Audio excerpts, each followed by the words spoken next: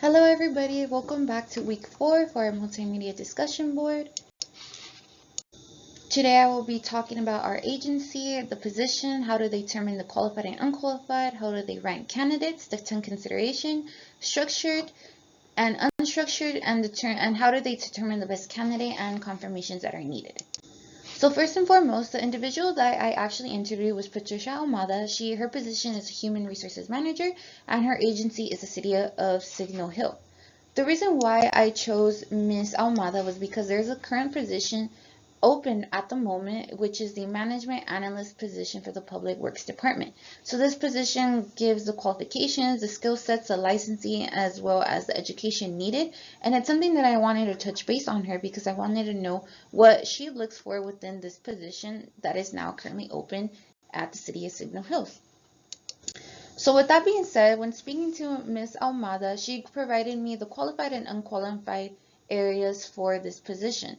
So for the qualified areas, she is looking more so on skill set and experience as well as education, but her main focus is skill set and experience, only because she wants to know the individual that is applying for this position knows what they're doing, but also has the knowledge and capability to put out their work, in the sense that they will still help the candidate with more situations as well as more information, but they want to know and be aware that the individual has a prior knowledge and experience of the workforce within this position. As for the unqualified, it's again the lack of experience. They don't want to move forward with somebody that doesn't have the criteria needed for this position as well as the experience. And another part is actually the application status. She did mention to me all applications are very different. Some ask different questions. As for this one, it might ask for basically a reference check, resumes. So if the application does not provide that, it deems you as disqualified. Moving forward, for ranking candidates and how, Ms. Almada mentioned to me that they focus on assemble testing as well as work sample. So sample testing is again looking at the interviewee, asking them questions, their experience, their skill set, and just basically a small overview of their application. Once the process moves forward, then they go into the work samples, which is providing scenarios, providing job experiences that has happened either to them or to the candidate, and to see if they're able to tackle those down.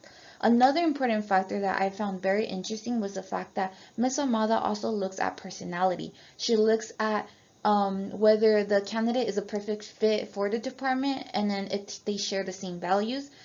This is also more so as a behavior tactic as well, just to ensure that, we're working in an environment where we're all comfortable and as well safe. Moving forward with the 10 considerations, Ms. Almada said that they were all basically a form that they do use, so they are all so important that, it's needed for the application process. But the ones that did stand out to her the more were actually consideration 5, consideration 6, 7, and 10. So these are basically listening to the candidate, as well as taking notes, providing examples, as well as allowing the candidate to speak, as well as ensuring that the questions provided or the examinations fit the candidate and that are able to answer these questions within their experience. And then lastly, the accommodations that are given for the candidate or even for the interviewees to see, where is the standing at once the application process is finished. Moving forward, for the structured or unstructured, within this process, Ms. Almada said usually it's used in both. So it could be structured or unstructured, but with this current position, it's more so of a structured interview. So it provides just the consistency, providing examples as well as the questionnaires and as well as the examinations, what they're looking for. So basically very straightforward, very concise, and just, what they expect, and then how the processes goes, and then again lastly the evaluation to see if the candidate is a perfect fit, but more so their process is more structured interviews. Lastly, to determine the best candidate and confirmation needed, it again goes back to the skill set and experience. And then once these processes are met within the application, then it goes moving forward to the resumes that were provided. Just basically as a reference check of stating that, the individual has done this, that they actually met the criteria, and they actually do have the qualifications.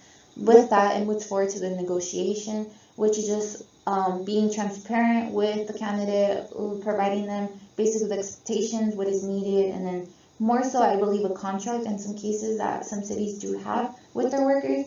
And then from there, just, talking about pay, salary, or benefits, just more so of that sense. As for the confirmation needed, once the process is confirmed and the candidate is moving forward, then they go with screening checks as well as providing a physical test, which includes like drug testing, your ability, what you can and cannot do, and then lastly the probation area, just to determine like a month's period of skill set. But yeah, it's mostly very simple, very needed in all job forms, so it's a process that it's also done within the city.